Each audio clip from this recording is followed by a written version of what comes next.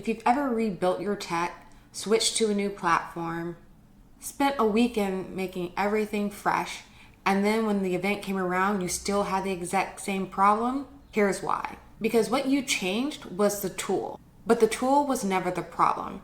And I know that's hard to hear, especially when you spent so much time, energy, and money on trying to find the right tech. But once you understand what's really going on, you're going to stop trying to chase the next tech and start fixing what the actual problem is. So let me paint a picture and tell me if this sounds familiar. You're looking at your event tech setup and you're looking at it and you're thinking, this isn't working out the way that I thought it was going to. Maybe your registration form feels clunky.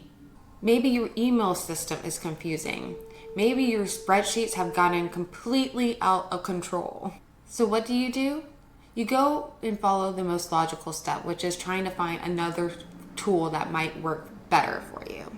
You do the research, you watch the tutorials, you sign up for the next platform, and over the weekend you start migrating over everything and you're thinking you are ready and fired up for a fresh new start. And then the event comes and the same gaps show. A guest information didn't go where it should. Emails went out at the wrong time.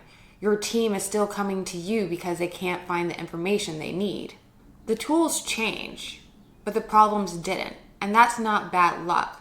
That right there is what happened was that when you moved to a new platform, the same decisions that you made at the original platform also came with you into this new one. The same gaps between your information flow. The same missing connections between tools. The same pieces that were missing in the first place, you've just rebuilt it in a new system. And this isn't about effort. You did the work. You did the rebuilding. The issue is that switching tools only addresses the surface when the real issue is one layer deeper. So if it isn't a tool problem, then what is it? It's a design problem. And I want to make that feel real instead of abstract because design problem can feel vague. It's not. It's specific. A design problem is that your information flows into a registration form, and then after that, it goes nowhere. The form collected it, which is great, but nobody made a decision of where it goes to next, or how it should get there, or who has access to it. That is a design gap, and that could exist in any platform because it isn't the platform that designs it, it's the decisions that are made that designs it. A design problem is you went and you set up your automation sequence, but you never tested it from end to end. You built the trigger, you wrote the email, but you never registered a test email to watch the whole system go from end to end, playing out in real time to make sure things are triggering in the correct order at the correct time. The automation exists, but it was never verified, and that's not a failure of the tool, it's a design gap. A design problem is you created a coordination hub or a document and you shared it with people, but you never maintained it. It was current for about a week and then decisions were made, but they weren't updated. And so the coordination hub is no longer trusted to have information because it's old.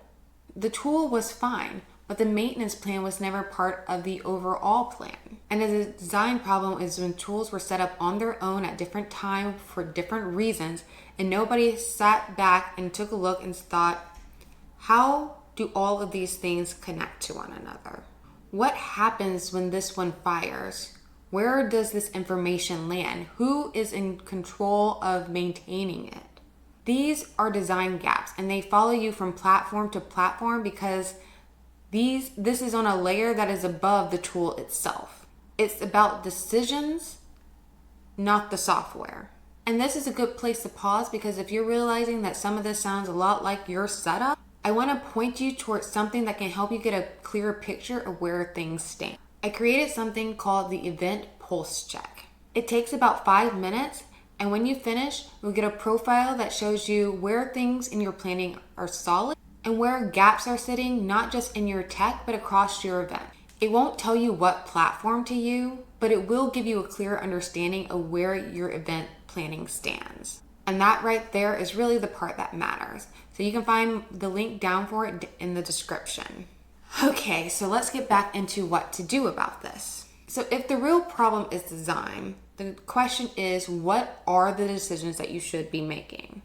And the answer is simpler than you think. There are 3. These aren't platform specific. They work across the board on whatever platform you decide to use. The tools don't matter until these 3 decisions are made, and once they are made, you can use whatever you want. The first is your information map. Where does every type of information live and how does it get there? Guest data, vendors details, session schedules, dietary restrictions, room assignments, travel information.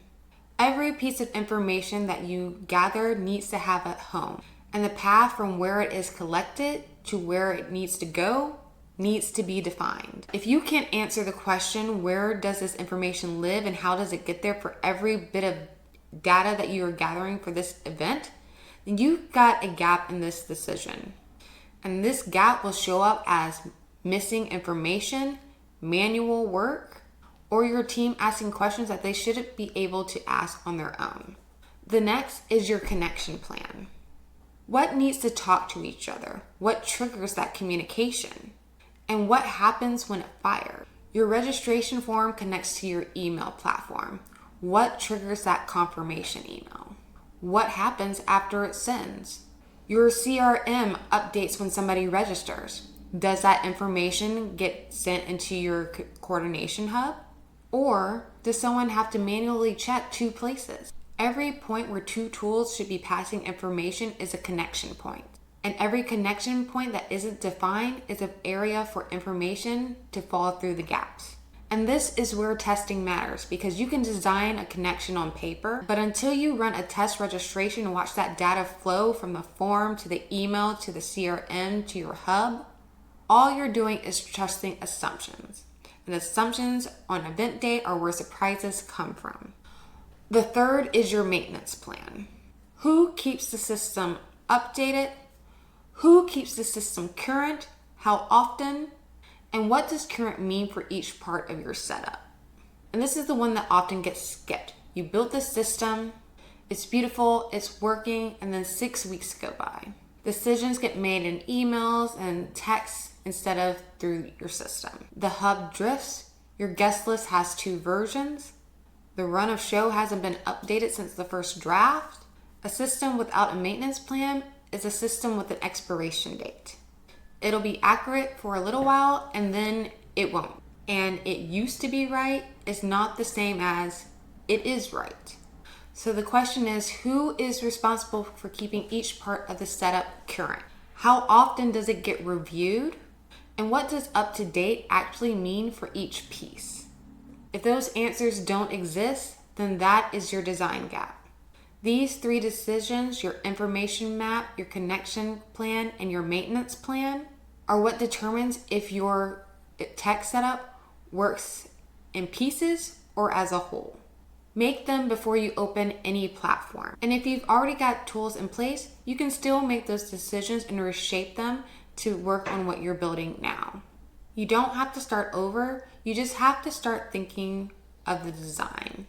So now that you have your 3 decisions in front of you, I want to take a next step further, because knowing those decisions exist is one thing, but seeing what happens when they're missing in a real retreat setup, that's where things get practical. In the next video, I'm walking through the 7 gaps that I see over and over again when I'm looking at the back end of people's tech setup. These are specific gaps that cost you, but I'm also sharing the fixes for each of them. If you've been nodding along today, then this video is going to feel like turning the lights on in a darkened room. Go ahead and click the video on your screen right now and I'll see you there.